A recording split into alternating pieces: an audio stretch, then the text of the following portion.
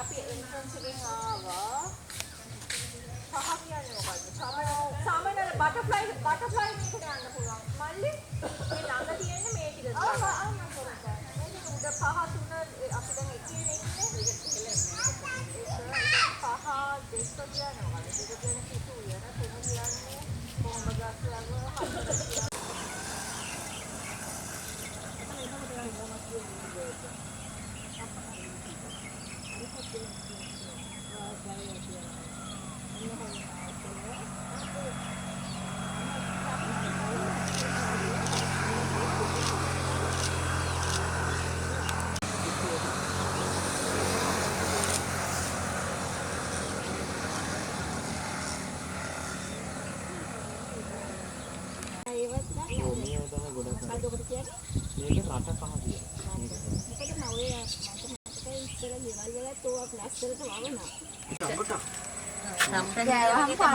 ඒකනේ ඒකේ කලසයක් ඉන්නේ මේ ඇටවල ගෑවෙනවා ඒක වස්ස නෙවෙයි නෑ නෑ Mommy, give me one. නෑ රබුටන් නෙවෙයි